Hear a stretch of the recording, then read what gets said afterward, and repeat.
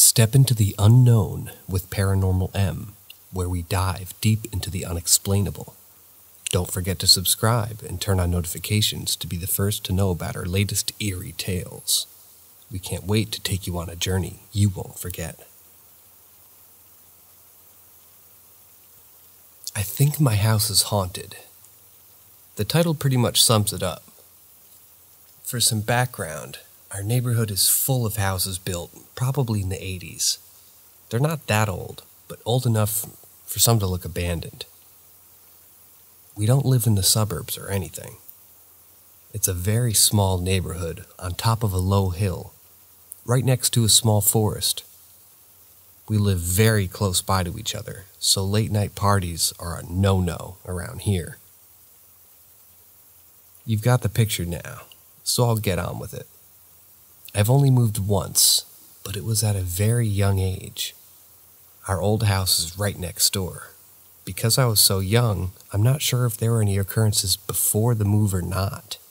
However, I remember a bunch while I've been living here. I'll start with the more regular things. Only at night, I hear footsteps on the roof. They're very clear, quick footsteps, almost as if someone or something is running on the roof. My room is on the second floor, so the roof is right above me. I decided to ask my father about this once, and my sister chimed in, saying she hears it too. I guess he didn't really have an explanation, since he didn't even respond to my question in any other way that wasn't just a chuckle. Another common thing is door handles and doors being constantly flung open and shut. I distinctly remember that our parents' door flung open, not a slow, creaky sound, a swing. The only people in the house were me and my sister, and the dogs were with my dad's wife. Sometimes our things would be misplaced, even completely missing. Maybe that's just our minds playing tricks, but it's way too frequent. Here's the interesting part, I guess. May not be as interesting as you'd expect. It was a few months ago. Somewhere during October, I was home alone, which isn't that unusual for me. Parents at work, sisters at practice. The house isn't exactly new, so it makes those creepy sounds you'd hate at night. Well, it was just those sounds that made me walk out of my room. The stairs lead straight to the front door, so I could see from upstairs that it was open. I yelled out for my dad or his wife, even my sister. No answer. I yelled again. Still silence. Annoyed, I make my way down the stairs, only to be shocked by the fact that nobody was in the driveway. I instantly slammed the door shut and began panicking. Was there an intruder inside? A murderer? Or maybe some random homeless person?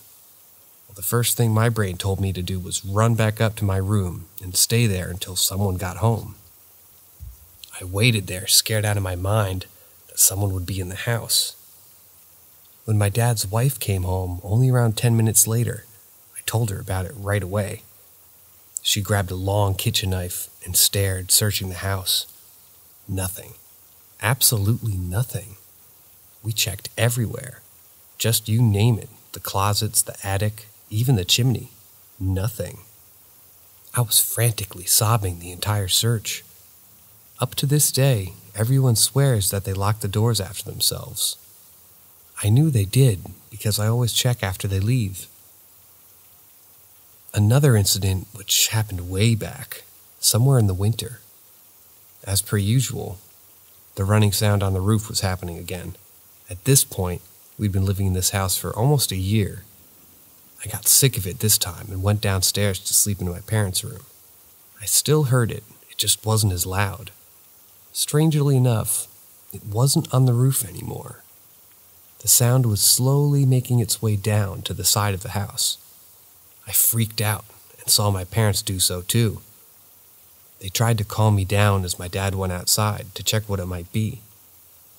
I fell asleep before he came back, so I'm not sure what happened. I've tried asking him, but he won't tell me anything. I still wonder what happened that night.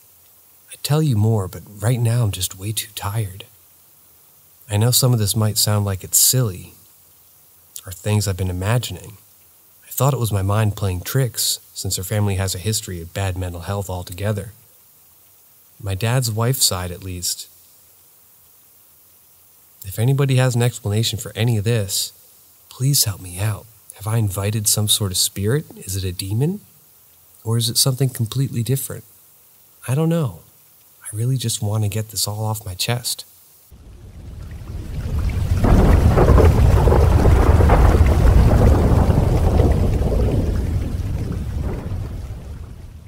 Visit from my brother. My brother passed away 6 years ago. It was an unexpected death, and it still hurts to this day. We were really close, and it feels like when he died, a part of me died with him. I've been struggling with this tragic loss, and he was always on my mind. I used to dream about him almost every night. Most dreams were wonderful, of our memories and adventures, but some of them were really sad and dark. My last dream about him was around 3 years after his death, but this particular dream was special. It felt so real. It felt different than any other dream I've ever had in my life. In my dream, I was at work and he came over. I was aware that he was dead, so I was really surprised to see him. He said hello and gave me a hug. It actually felt like his hug. I've started crying because I knew he was dead. I was happy and confused at the same time. He looked at me and said, "I know it's difficult, but you have to let me go. I can't stay any longer. I love you and I'll always be alive in your heart." After that, he walked out the door and I woke up sobbing. After this, I haven't had any dreams about him whatsoever. It could have been my brain subconsciously telling me that I have to let it go, but it could have been my brother saying goodbye one last time.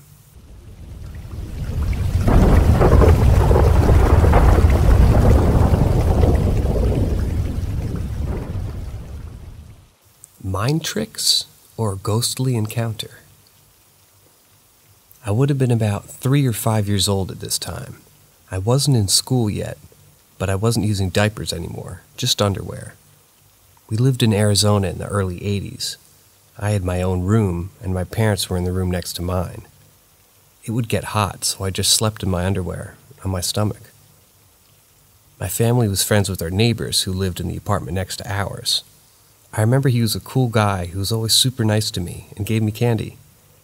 One time he was working in the attic, and the wood was so bad up there that he fell through into our apartment. It was a mess.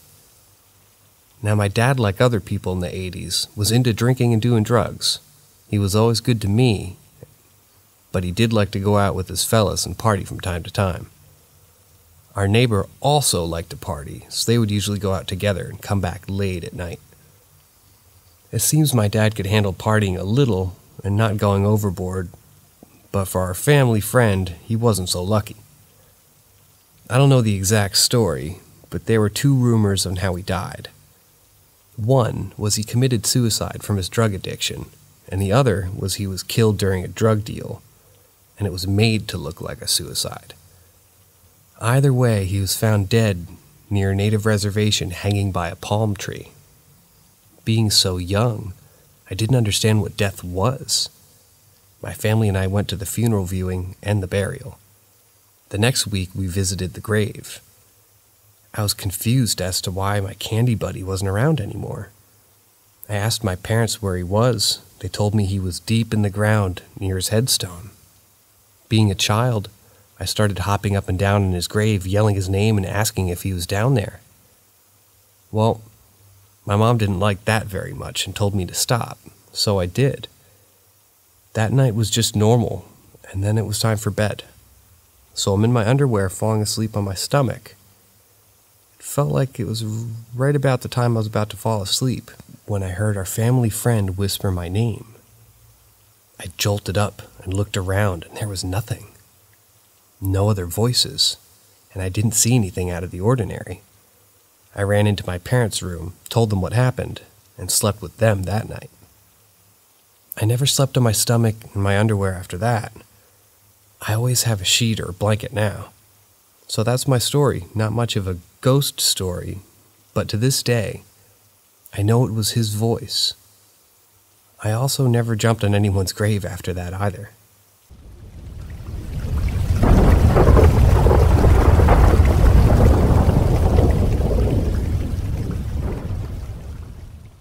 I lived in a haunted house. Here's a bit of paranormal lore. A major chunk of the population in my birth country believed in the paranormal and black magic, which is why it's believed that a large amount of ghosts and evil spirits reside there, because they're attracted to the community who believe in them. Now for the actual experience. When I was about 6, my family decided to rent a house to live in for a couple months because of the renovations being done at our actual house. When my parents checked out the house, they found it odd. They just had a weird feeling about it, but they decided to rent it anyway. When my dad received the keys, he looked around the house and locked all the doors and windows before he took me and my brother to see it. But when we went outside, he saw the balcony door at the top floor wide open and swinging in the wind. He thought, weird, but maybe he just forgot to close it, so we went back in and closed it.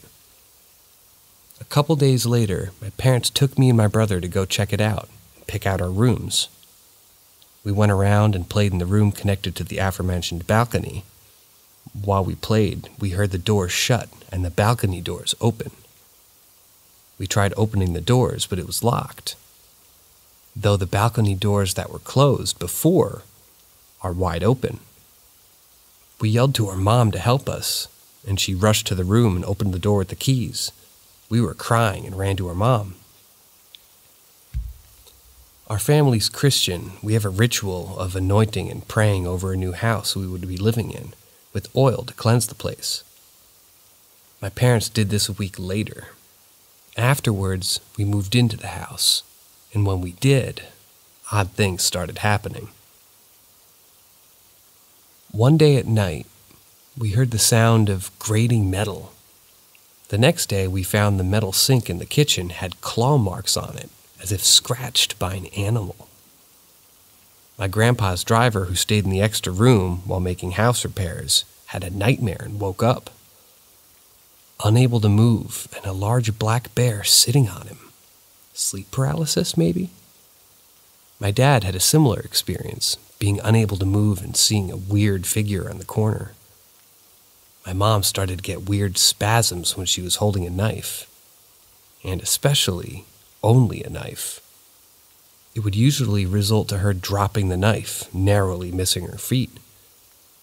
My brother started seeing weird shadows that looked nothing like objects projecting it.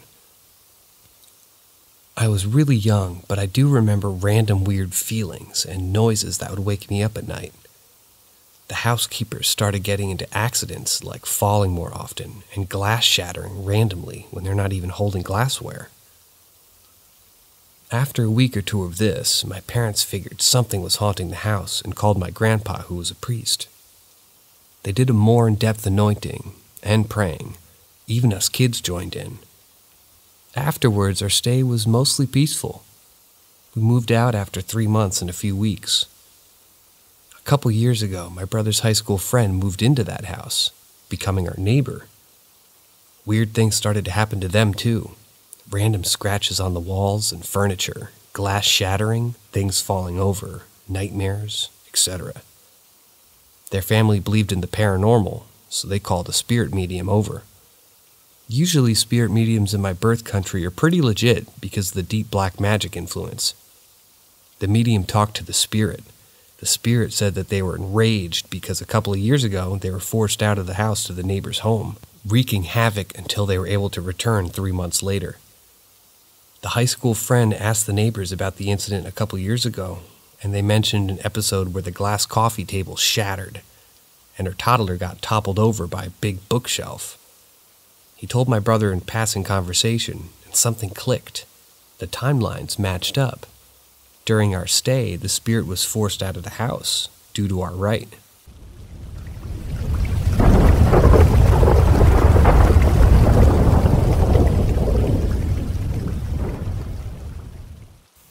creepy at all, but maybe paranormal. When I was 14 years old, a strange and unforgettable experience occurred when I was walking home from school. It was a typical day, and I was following my usual routine that took about 15 minutes to walk from the bus stop. As I approached my street, I prepared to turn the last corner when I suddenly felt an excruciating pain in the left side of my waist, which was probably the worst pain I'd ever felt up to that point in my life. Despite being a healthy teenager who didn't smoke, drink, and exercise regularly, I almost collapsed on the sidewalk, utterly unable to move forward. It was such an unusual and unexpected occurrence that I couldn't help but laugh at myself, feeling ridiculous for being incapacitated by such a mysterious pain. Eventually, I fell to one knee and found myself unable to stand up again. Strangely enough, the pain vanished as abruptly as it had appeared, and I was able to stand up and proceed to walk home, feeling confused and bewildered. However, I didn't mention the incident to my brother, with whom I was living at the time, or anyone else. By the time I settled down at home for my usual evening of studying and gaming, the ordeal had slipped my mind entirely. It wasn't until the next day that I was reminded of it in the most unexpected way. That evening we received a call from a family friend who was also a neighbor of our grandmother, who lived about 350 kilometers away from us, equivalent to 217 miles.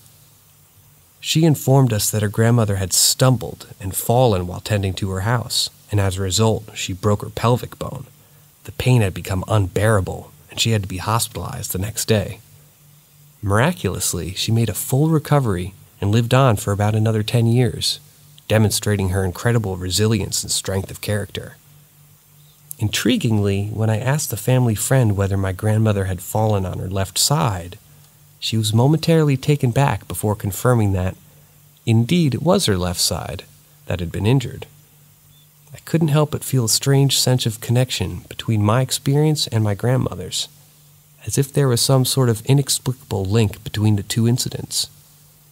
Nonetheless, I keep this thought to myself and continue to ponder this bizarre coincidence in the years to come.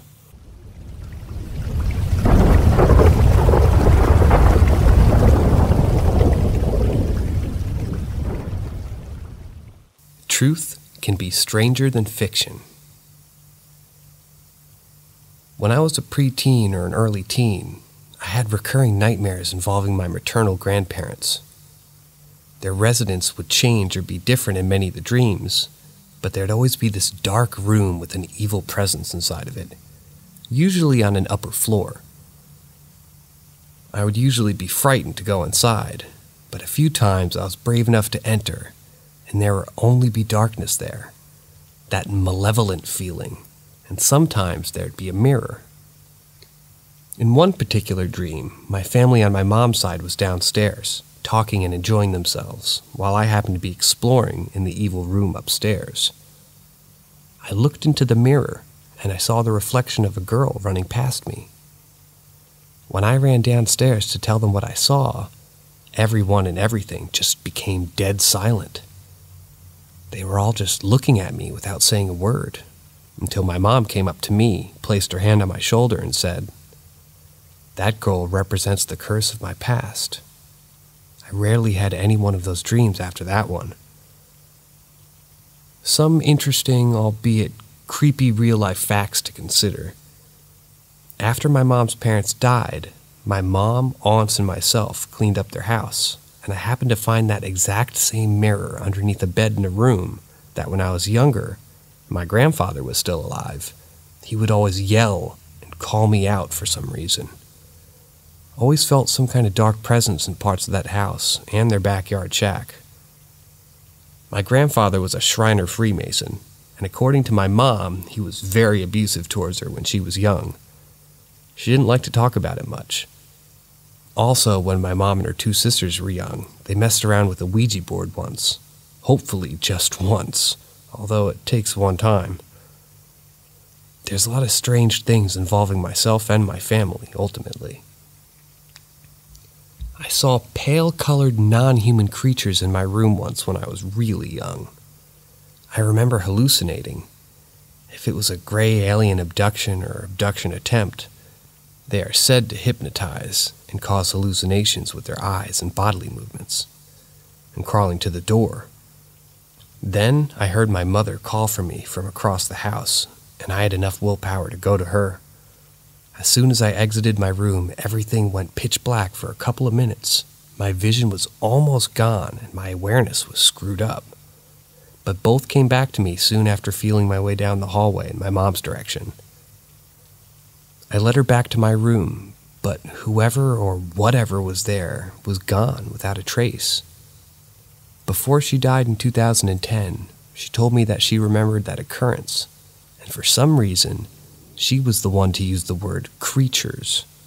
I'm fairly certain that I'm not being told everything, and I just know deep down that whatever I saw was real. Two friends I briefly witnessed a V-shaped UFO with in Tulsa. One night back in April 2009. It was huge, seemingly cloaked besides the dim lights, transparent or semi-transparent, slow-moving and completely silent. So far as only unidentified craft I've ever seen, to my knowledge. On a related note, one of my paternal uncles was in the military. He actively researched UFOs for unknown reasons. He's very secretive about such things, and has at least 1 or 2 books about them.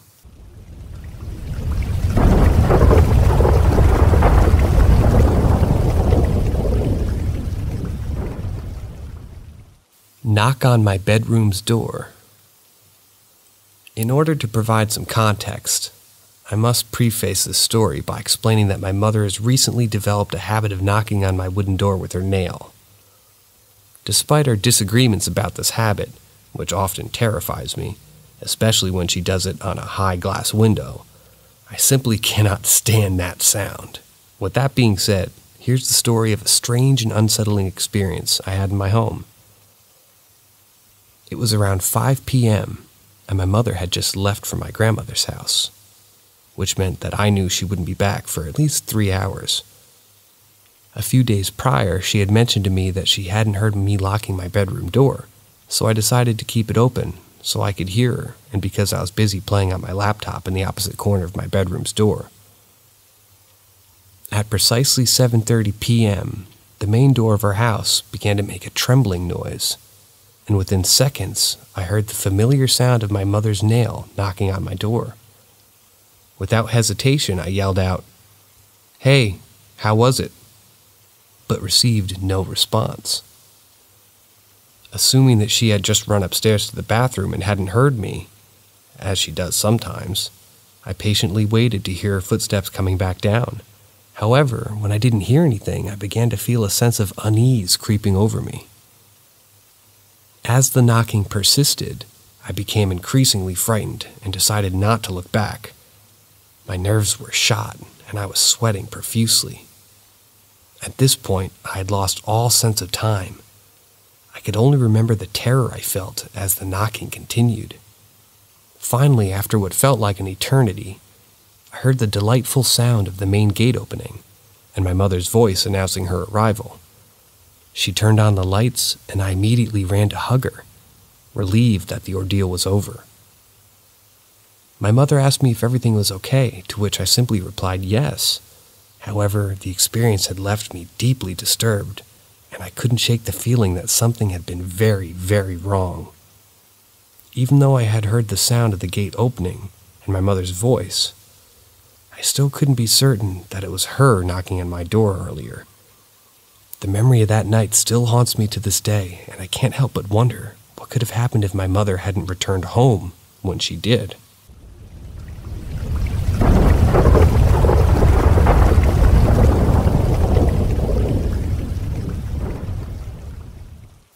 A patient of mine keeps seeing the grinning man. I live near San Francisco and work as an LPN at one of the local hospitals. Since we've been short-staffed as of late, I've had to work double shifts for quite a while and often find myself working graveyard. About a month ago, we received a patient whom I'll just call Miguel, as all the identification that anyone has found on him is a pair of worn dog tags. Miguel was found about 20 miles off the coast, just floating, and flown in after being rescued by the Coast Guard. He was sunburned and severely dehydrated. He was wearing one of those green flight suits, and like I said, the only identification we found was a pair of dog tags. Miguel was delirious and for the first 24 hours couldn't speak at all, but he quickly stabilized. He was assigned a bed on my floor and was one of the patients that I attended. Even though Miguel was stable, he was very far from comfortable and would often have panic attacks and ring for the nurse. When any of us would rush in and ask what was wrong, Miguel would just be staring with his eyes wide in fear and would only ever repeat, "He keeps smiling at me." In addition, he would also begin drawing pictures of a weird man with a wide, freakishly large grin, like the Joker, I guess, but even more creepy. We tried to keep Miguel calm, but often he would refuse to go to sleep. We never could get this man to speak more than a few words, and we looked up the name we found on his dog tags, but couldn't find anybody living around the area that matched. The real fear on Miguel's face just gave me goosebumps, and I couldn't get him out of my head. Now, as an LPN, I've seen some strange things and dealt with some very odd patients, but nothing quite like this. After about 7 or 8 days, Miguel was checked out of the hospital by some military guys. My brother-in-law was in the Army for a good number of years, so I know what the uniform looks like, and these guys that checked Miguel out were dressed in full greens. I think that's what you call them. Don't give any background or how they knew Miguel. They just produced some official-looking papers and told us that they had legal authority and that Miguel was coming with them. The hospital had no grounds to hold the patient, so he was released. The military guys took everything, including all the drawings Miguel had made. Afterwards, I did some research online and found that Miguel's drawings strongly resembled what some people call the Grinning Man. This was honestly one of the creepiest encounters I've ever had working at a nursing home, and Miguel is the patient I will probably never forget. I sincerely hope he's okay, wherever they took him.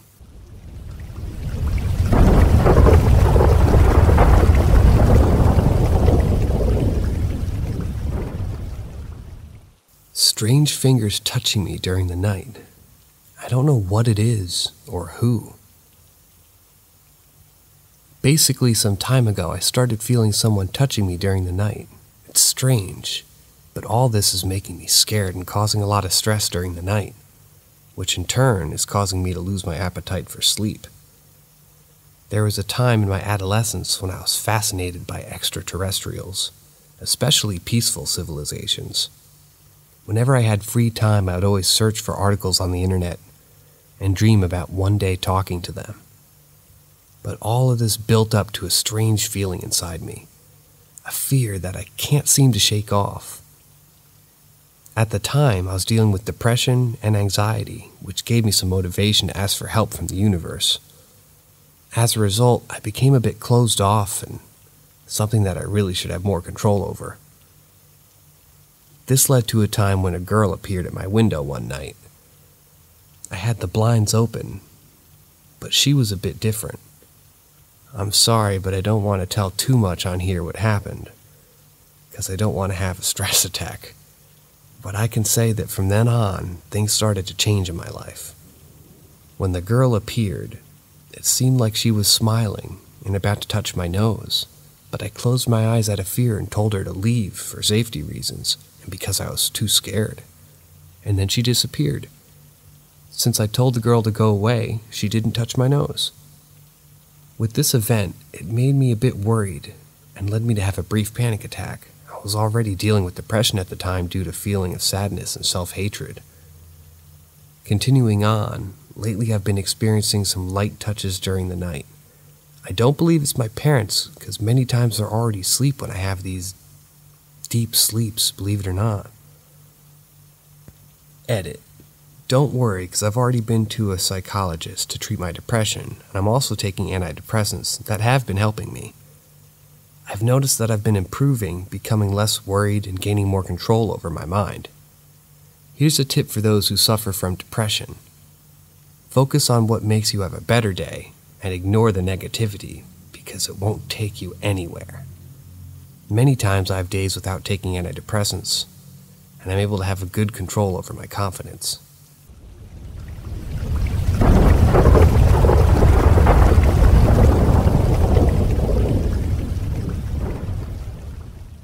Random palm print of blood. Yesterday I was cleaning my bathroom. I have a pattern where I put the bathroom scrub in the tub and let it sit while I wash and rinse the sink. Then I go to rinse the tub, wipe the outside, and put it in the trash bin, yada yada. So after I finished the sink and counter, I turned my back to it and did a good rinse of the tub. When I turned around, there was a left-hand crescent palm print, like along the outside of the mid-pinky to heel, of blood on the sink counter, with a fresh wet drop in the center of it. My sink counter is white, so it was pretty shocking and was a pretty significant amount of blood. I called my roommate who was cleaning the kitchen, who was sharing the house chore that day, to come have a look. She was nowhere near the bathroom, but came when I asked her to. She was also the only one home besides me. We both looked me over, and I wasn't bleeding. She even checked the back of my head just to be sure. It was thick and partially dried by the time we were content I wasn't bleeding, and I wiped it up. When I turned around again, I start cleaning the toilet. There were 2 streaks of blood on the outside of the trash bin. I had just wiped it down before rinsing the tub. They were fresh but not dripping and looked like fingers smeared it lightly with the tips of fingers. I'm 100% certain that they were not there before that. It didn't come from anyone in the house. I double-checked the ceiling and it was clean.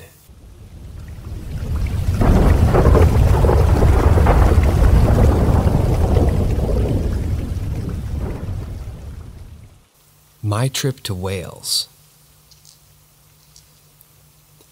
I know what's more scarier than going to Wales, but still, this is not what I wanted to post on here. I have way scarier and more realistic stories about the supernatural, normally surrounding the more generic side of it. But I don't know where else to post this, and well, this seems more the right place to do so. You don't have to believe me, but I need to just say this. It seems must have been a reason for this. Hopefully I'll find an answer here. May 17th, 2022, 6 a.m. My alarm has just woken me up.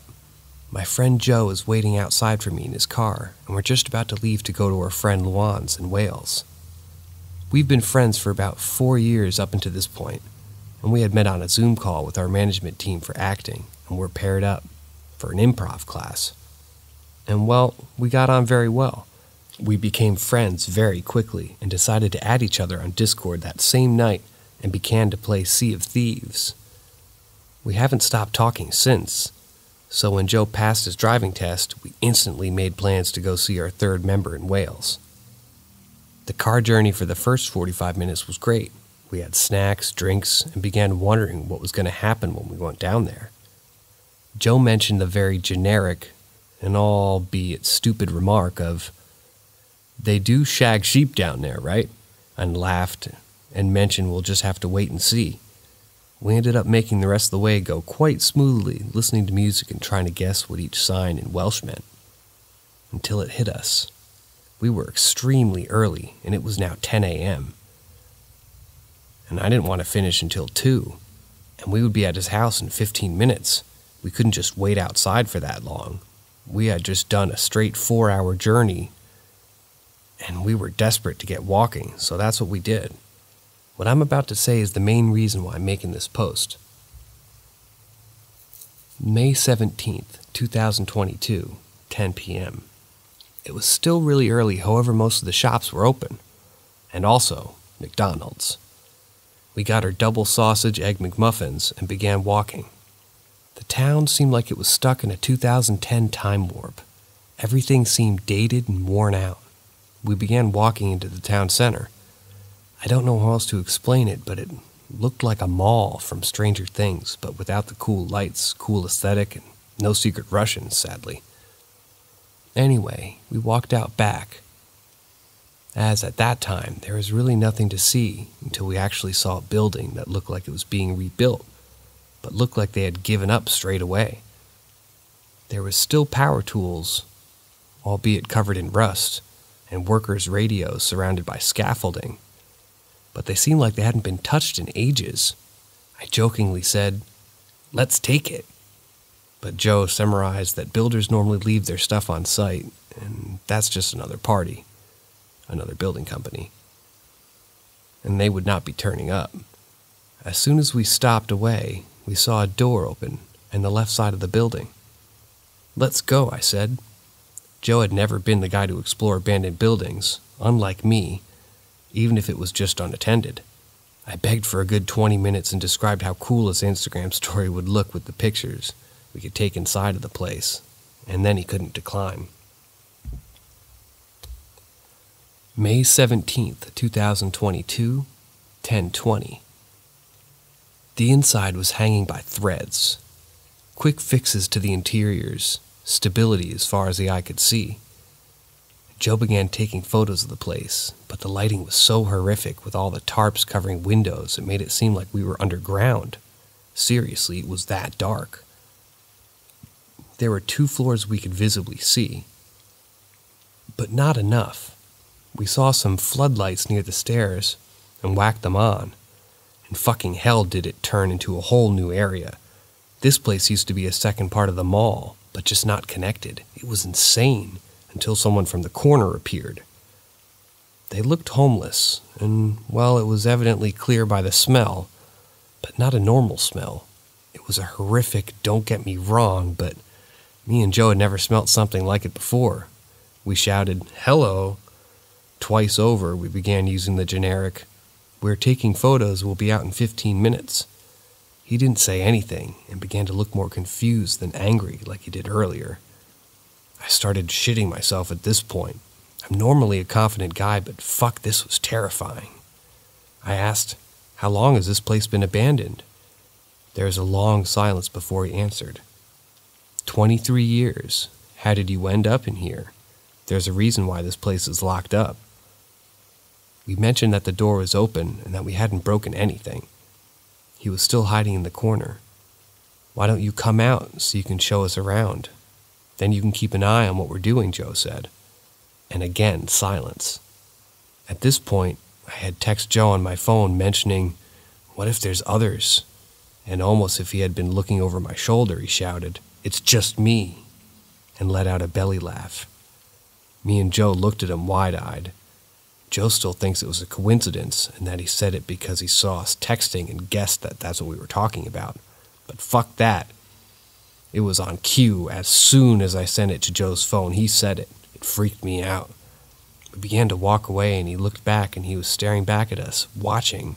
He primarily, maybe because I looked more on edge, he didn't think he was violent, and to be honest, we knew we could handle him. We both picked up a plank of wood just in case. We had been in there for a span of 10 minutes and already we wanted to leave, but we couldn't, I think due to the fact that we were both 20. We just got the shit scared of us by someone who looked like Smeagol wanting his precious back, and we didn't leave. I began climbing the stairs. The stairs were creaking. We looked back and the man was gone. We both sighed and believed he had just left and carried on with his day. The second floor was covered in dust, except for certain areas and rooms, just the corners. We laughed and thought how weird it looked. Even the surrounding walls were covered in dust. It really made no sense. After the whole ordeal, we glanced over, and it was something small. But we shouldn't have. The next room was filled with paintings and various different shaped mirrors. It felt uneasy and like something was on my chest. And I began to cry, not like sobbing, but just a few tears. Joe noticed and wondered if I was joking, but I wasn't. I felt scared and worried and a bit overwhelmed. As soon as I went into that room, we left into the next room, and it had a floodlight in it. It felt safe, and I told Joe that it must have been the dust. But dust doesn't make you feel like that. It made me feel mortified, like I just saw someone I loved die. I never told Joe this at the time. Joe mentioned to go, but I didn't know if the guy downstairs had returned to where he was, or even worse, if he was waiting at the way we came in. I mentioned that the next floor had a balcony, and we could double check. May 17th, 2022, 11:55. Now you're probably wondering why I'm pushing the timestamps. Well, we'll get into it in a second. It's important and makes the whole situation much weirder. We went upstairs and looked up the balcony. Thankfully, the coast was clear, so we began our descent. This time, though, everything changed. The corners of the rooms had footmarks coming out from them, and only coming out of them. Mine and Joe's footmarks were still visibly clear, and we both swore we had not done this as a joke. Besides, we were wearing shoes. Whoever made these marks were not, and they were very fresh. We began exclaiming that the guy downstairs must have done it. Let's just say our pace this time was much faster than before. We got downstairs in record time. We struggled with the door until we noticed this door was stuck, unlike before. Now, it wasn't stuck with an object or anything we could visibly see. We began booting it and throwing shit at it. Our wooden beams didn't do shit to it. We tried 20 minutes until we reluctantly gave up. It wasn't budging, so we had to look somewhere else. When looking, we saw 2 doors leading outside. Now remember, there was two, and they're cemented into the wall. Nothing could have made them move. No one was there to remove them, okay? We went through the exit to the right, and we were outside, finally. We went to shut the door, and I noticed something. Looking down to the first level, our front door that we went through was now open. And now the man was on the stairs, and we could visibly see him now. I wish we took a photo, but I'll try to describe in best detail what I was looking at. He covered himself in what seemed like red paint. He had a brown leather jacket and had only pants on. His feet seemed mangled, and I was surprised that he was standing. And the worst part of his feet didn't match the ones I saw in the dust upstairs. The feet upstairs were around 5 or 6, and well, he was missing 2 fucking toes, and the dust prints were perfect, symmetrical and seemed staged. If that makes sense, I said to him before leaving. Fucking hell, how'd you get that door open? Us 2 couldn't. He looked upset and almost on the verge of tears, and in a grunted voice he mentioned that he never shut it. Well, after that, we both said goodbye and left. May 17th, 2022, 2:15.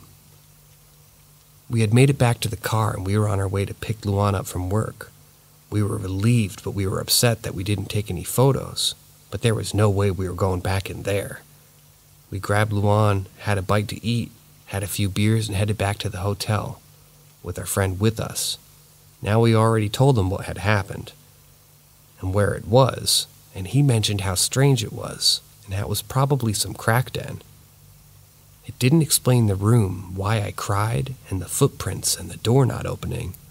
But you know what? It doesn't matter. It made us all laugh, and then we fell asleep. May 18th, 2022, 9 a.m. This time, Joe wakes me up, and he said he wants to show Luan where the place was, and I fucking hated the idea. It was a creepy place, and well, I wasn't happy that he would even mention going back at all after we saw what happened in that room. But it was only showing the place, not going in, and I was fine with that. We met up near an ice cream shop and walked towards the building, whilst reiterating that we had experienced this thing. Now the builder's gear was gone. Now this doesn't seem weird to me, I just thought I'd add it. The door was slightly open, and Luan mentioned about going in, but I refused. But Joe said that Luan can at least poke his head in. I didn't see any problem with that. But it was dark as shit, and it looked like you were buried alive, nothing, just darkness. Yeah, and look down to the left. That's how me and Joe got out, I said. He was saying where and saying, liars, there's nothing down there. So I looked in there too, but lo and behold, there was nothing. Fucking nothing, only 2 walls. I'm writing this now and I still feel sick thinking about that door. I went through it, and I literally pushed and walked out and shut. Was now not there. I was feeling ill. Did I imagine it? I must be going insane. Joe thought it must have been a different set of doors, but it was different than that one. Then Luan mentioned something else. How long were you in there for? Since 10, I said. Well, what were you doing? Luan said. There's fucking nothing in here. I pushed past Luan and he was right. There was nothing. Rubble, leftover tools. And while that second floor, there was no way up to it. It had been cordoned off. The line of tape covering the balcony said keep away, hard helmet required entering this zone. I told Joe to take a look and he was distraught as I was. We both fell down and began telling Luan that we ended up there and saw the rooms, but he believed us. I think the falling on our asses down to the floor proved we were bullshitting. There was no man in there, no second floor, and those fucking doors that I swore I went through were gone. After that, we went home. That was it. We spent the rest of the car journey trying to find ways to explain it, but we couldn't. And that made it even scarier. What were we doing there for nearly 2 or 3 hours? That's what I'm trying to figure out. Who was the man in there? The footprints in the room, the door locking, and the 2 doors that were never there, apparently. It makes it easier to say this was a carbon monoxide thing, but I checked the place out in forums, and it's not been running for 23 years. Like the guy said, there's no running gas mains, nothing. Hopefully this gains attention. I want to feel less scared and less worried that I was in control of my own thoughts for those 3 hours.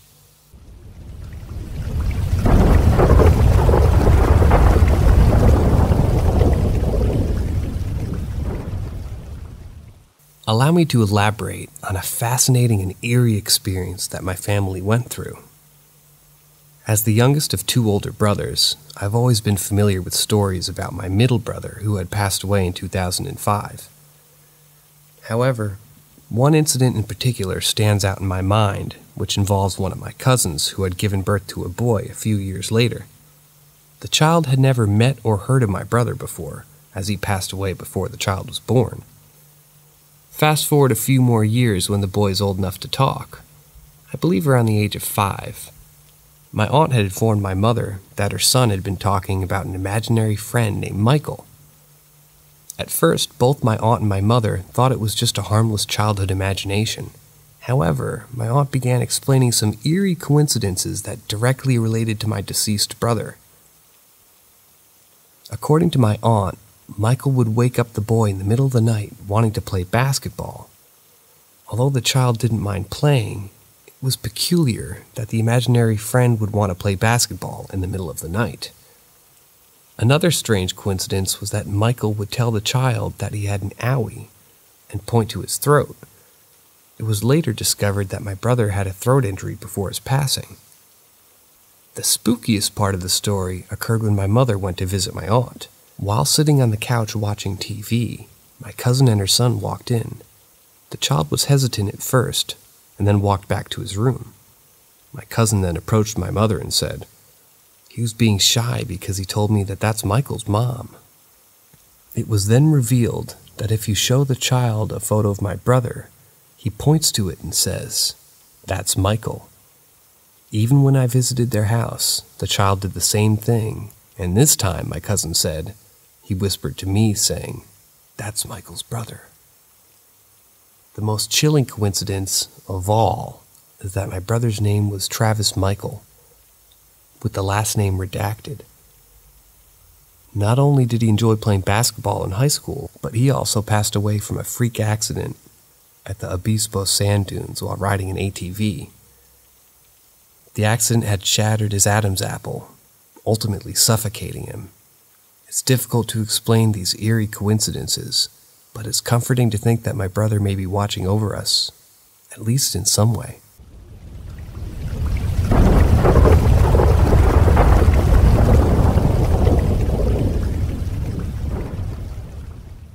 This happened just the other night.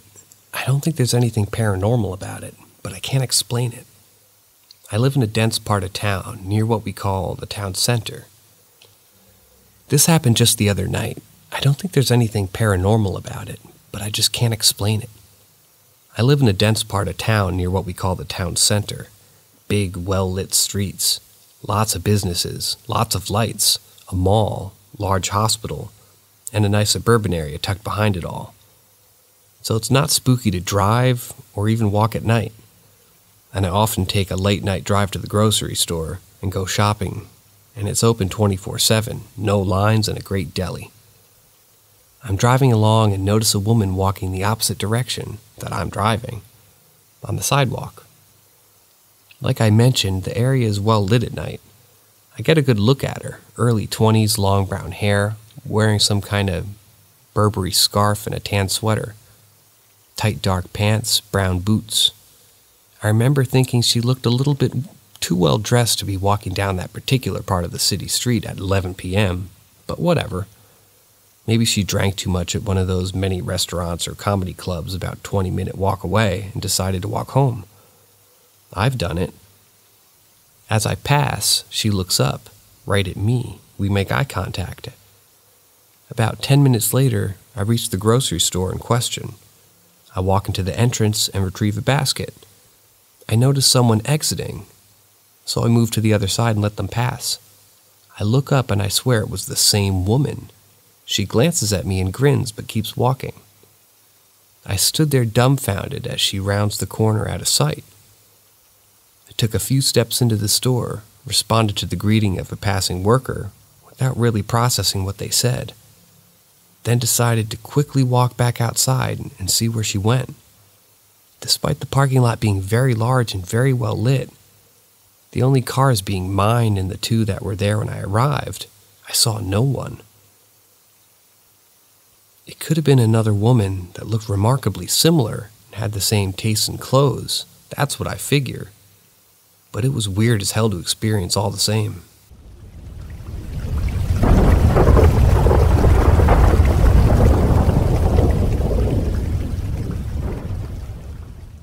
My good friend shared this story with me, and I've never been able to shake it, or retell it. It's a long story, so I'll just tell you the first part, which I find to be the scariest. He's about 40 and divorced. Back when he was married with a 1-year-old daughter, he and his wife bought a house and moved in an apparently old house that needed some fixing up, but they had a good deal and they were ready for the work. After a week or so, he notices a life-size doll in the corner of the nursery where his daughter sleeps. It creeps him out because he's a normal human being, so he turns it around to face the corner so it stops staring at him. After putting the kid to bed, he goes downstairs and asks his wife about it. "Where did we get that doll?" She looks at him and says, "I don't remember. I assume someone gave it to you for your daughter after we moved in here." He's a little weirded out because he didn't remember moving the doll and wonders if maybe it was the house when it moved in here and he didn't notice it. The next morning, he goes to get the kid out of her crib and notices something. The doll isn't facing the corner anymore. It's looking at him again. I'm getting shivers already just remembering him tell me this. That's enough to creep anyone out, so he throws it in the closet, shuts the door. That night, he has an argument with his wife. I don't remember what it was about, and it's probably not really relevant. But the point is, they were getting into it a bit, loud, and focused enough that they didn't notice their daughters crying upstairs. At a lull in the argument, his wife hears and he says that he's going to go check on her, but he just tells her she'll be fine. Let's hash this out. Another minute goes by and suddenly he realizes he's practically having to shout over the noise of his daughter screaming from her room. It sounds different. It's not a normal cry. He He glances at his wife and quickly starts up the stairs. What he saw when he opened the door literally makes my eyes water with fear when I think about it. The closet door is open. The life-size doll is sitting next to the crib, motionless, and his arms are reaching through the bars toward his daughter, just stiff and motionless, like it was caught in the act before returning to doll state. Needless to say, the doll was thrown out, and I believe even burned. There's no explanation for that, other than something seriously demonic.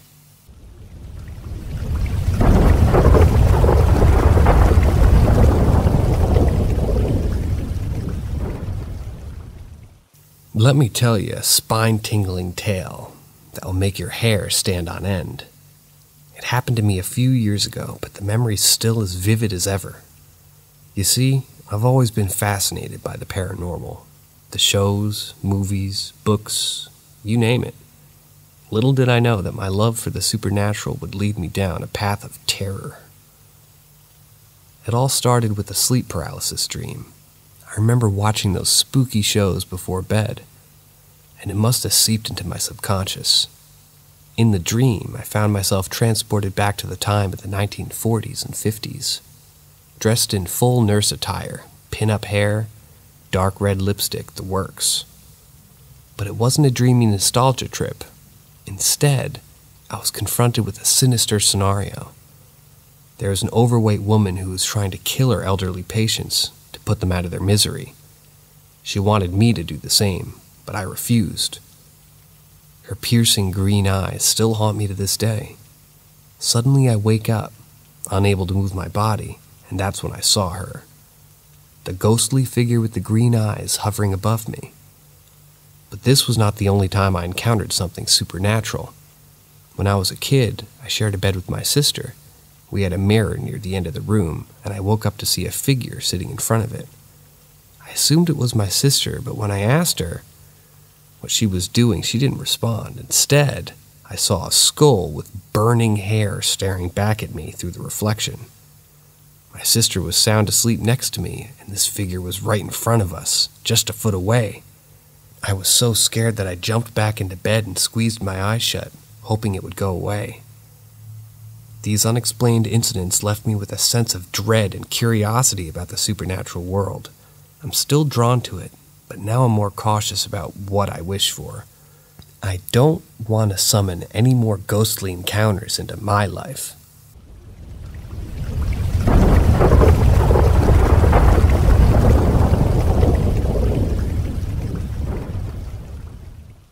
When I was in high school, I decided it would be a good idea to visit the local cemetery and clean graves.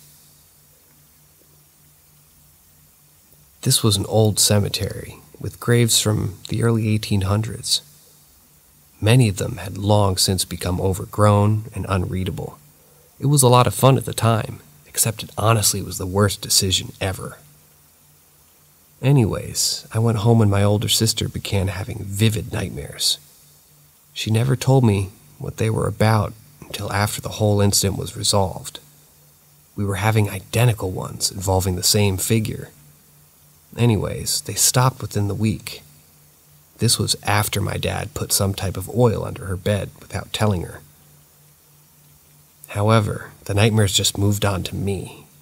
I began having vivid dreams that I was being raped by a tall Caucasian man with blonde hair and green eyes. It was very, very, very vivid, as in there were smells, sensations, sounds, and so on. And I was a 14-year-old female virgin, and I was still sheltered enough not to know what sex was or even how it worked. It happened every single day for an entire month. The setting would change, except the same man would be in my dreams. It got to the point that I always became lucid as soon as I saw him and tried to hide. During that month, I pretty don't quite remember anymore, except I was just tired. There was some shape or shadow, and it always seemed to be around. It seemed to get darker as the month wore on. The main sensation while I was awake was of being heavy. I don't really remember the whole thing much now. Anyways, my dad used the same oil that he used with my sister in an attempt to make the spirit leave. It didn't leave and it just followed me around instead, but from a distance though, which is where I could clearly identify that it looked like a woman. We managed to ditch it in the middle of a parking lot on some harebrained idea. I don't remember what we did except it was gone. All that mattered to me was that the dream stopped.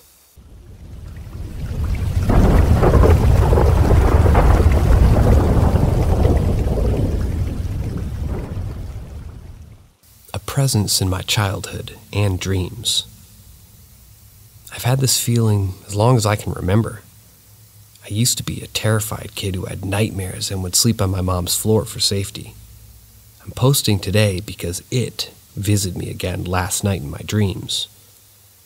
My whole life I felt as though something is trying to entice me or call me to it. As a kid, I felt like it was more physical, standing in the corner of my room, in the little conjoined bathroom, or in the closet down the hall. I had to sleep with all the doors shut and the TV on. I even got a trundle to be there so no chance something was under it. I don't remember the dreams as a kid so much, but I'm sure they were there. I'm a lucid dreamer and have clear memory most mornings of my dreams, which brings me to last night. I had dreamt that I was roaming at night through places in my childhood, very recognizable places. First, I was on my aunt's cul-de-sac, wandering through the house and across the street from hers. The house glowed blue like a TV screen, and a red laser shot across. I imagined it was a trip sensor for an alarm system. The front door was open, and I felt a dark black shadow beckoning me in. I don't remember walking toward the house, but found myself waking out of it to find the neighbor at that door. I've never met the neighbor, but he had a human form and a face that I didn't recognize. The dream switched to a party at a house I've never been to. I was wandering with a high school friend, seeming to try to explain to her this demon that follows me at night. Last, it switches to my high school. It was night, and I'd been at my high school at night with a handful of friends. A small group of students were leaving. I'd said in my dream, "Mom says to meet her at the bus stop, so I'm safe." I stood at the bus stop and kept feeling the urge to look back at the empty school. The same creature, a black shadow, nearly saying words in my head, tried to call me back to the school gate. I was turned away from the bus, and though it wasn't meant to get on, my jacket got snagged on the bus door and I got tugged in. They seem to only be childhood places and never include college or my husband or our new homes. Thanks for reading. Let me know what you think, and if there's any threads I should share my story with.